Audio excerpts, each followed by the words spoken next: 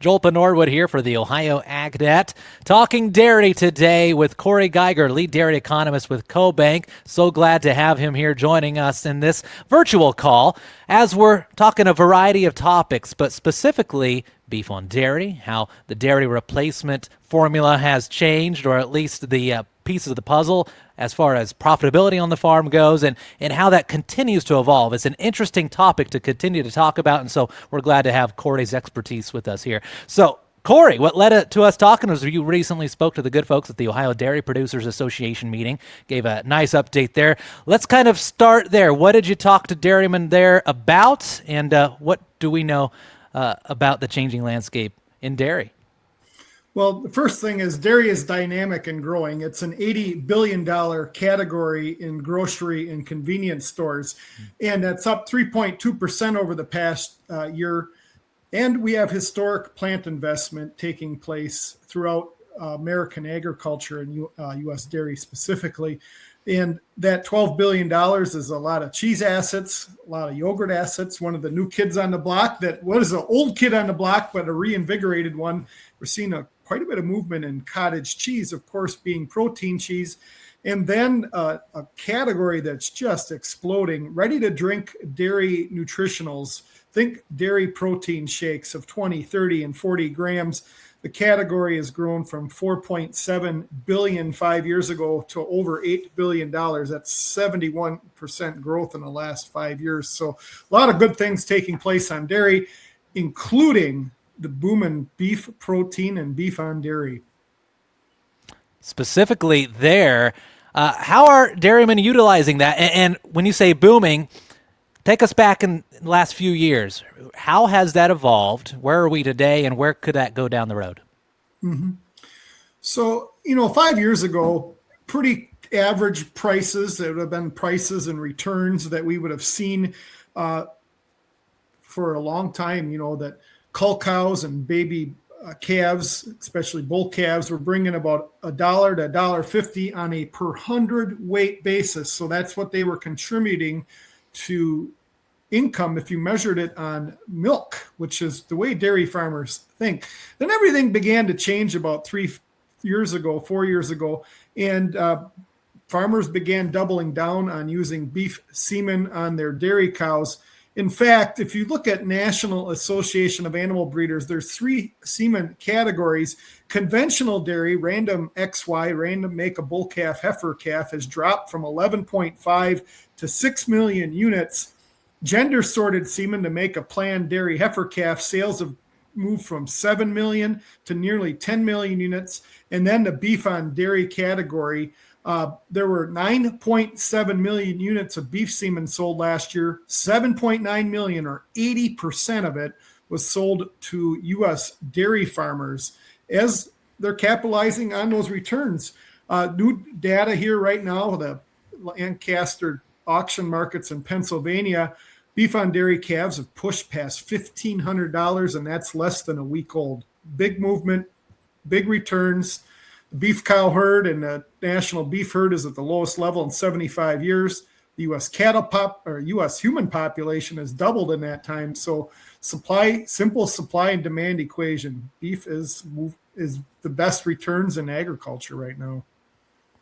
So with that change, I'm sure there's some disruptions. A lot of dairymen, of course, taking their lower end replacement heifers, breeding those to beef semen instead of coming back to that. But what does that mean for the future of dairy cows, good quality cows coming back when having a beef calf is so financially advantageous right now? What are there some concerns that way?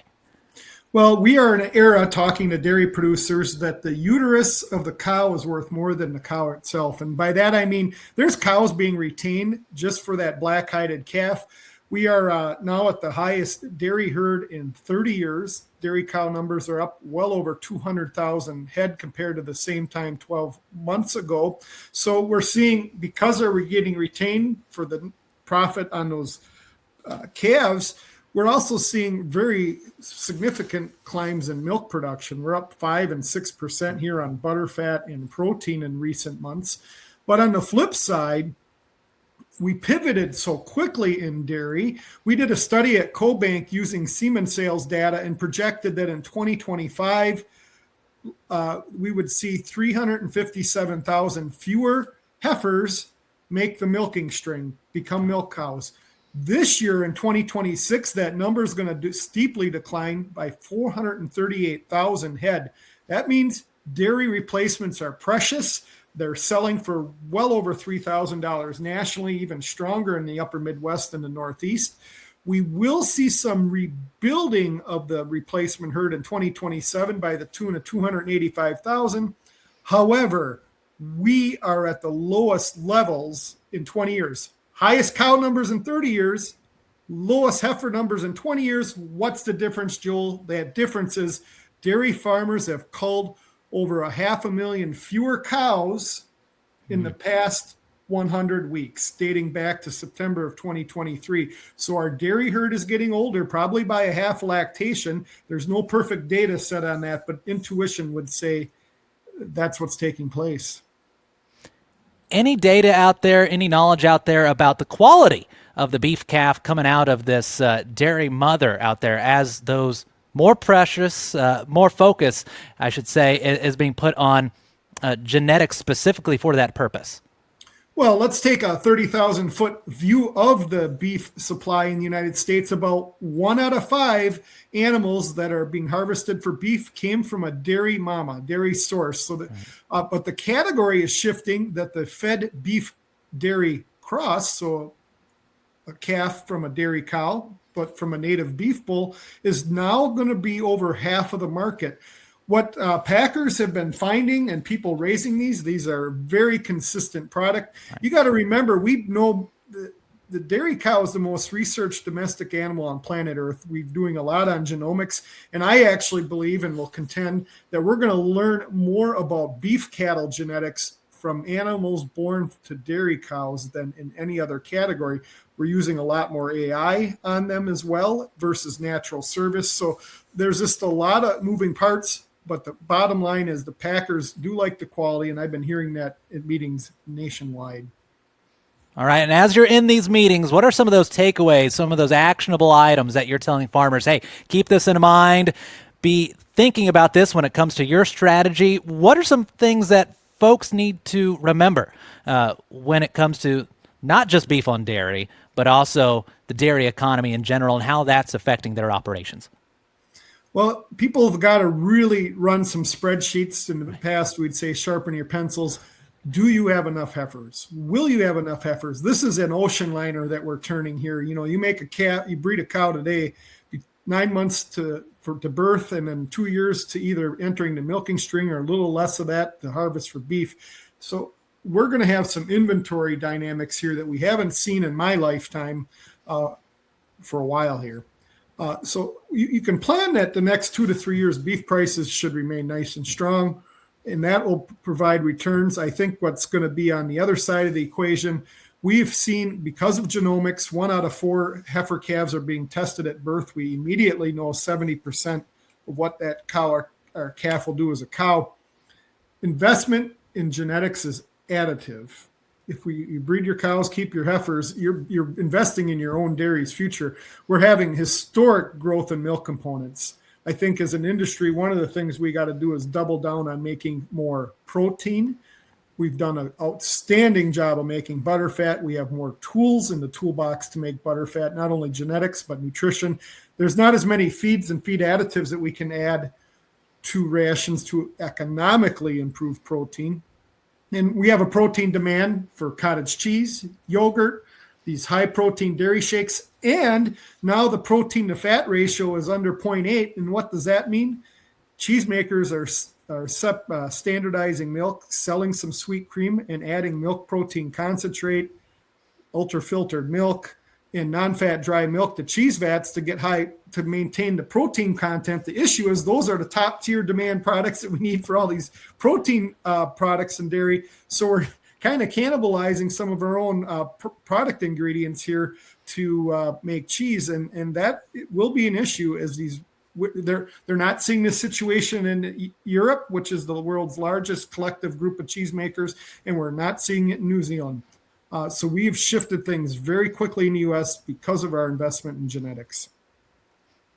And just on that note, the ability to shift and pivot, I think there's probably no better commodity that can do it in such a timely manner and effectively than the one of the dairy world, as you mentioned. Would you agree? Well, I would agree. And keep in mind here, like the amount of protein in a steak or an egg or a pork chop or a chicken breast isn't changing. In the last 14 years, the milk is more nutrient dense leaving our farms. Cheese yields on cheddar cheese formulas have improved 15.9%. A lot of that driven by butterfat, a lot of that driven by protein. If you just make a 8-ounce serving of milk, it has 1 more gram of protein just because cows are making more components. A dynamic story that's just getting started. Just getting started. And final question, is there any pieces of USDA reports, pieces of the marketing puzzle that you're keeping a close eye on that could continue to influence how this puzzle continues to take shape as the changes continue in beef, dairy, replacement heifers, components, more? What are you keeping an eye on as we wrap up this conversation? Well, I'm using some data sets within USDA to build predictions. I spoke at the 101st USDA Ag Outlook Forum last year in Washington, D.C., and I encouraged USDA to take milk production data, which is in the National Agricultural Statistics Service, and federal order data, which is in the Agricultural Marketing Service, marry them together and start reporting monthly monthly butterfat and protein. We're not doing that yet. I monthly calculate that data. Some others in the industry are starting to follow suit because that's the barometer that we really need to watch to better predict markets, futures prices, and product availability. He's keeping his eyes on it, and he knows what he's talking about. Corey Geiger, lead dairy economist with CoBank, joining us here today to talk about the ever-changing world of the dairy marketing puzzle. It's not just in the news, but it's something that farmers here in Ohio especially are keeping a very close eye on. How do they change their own operations to really take advantage of these unique times? Joel Norwood here for the Ohio Ag Net. Corey, thanks so much for being here with us today. You're welcome.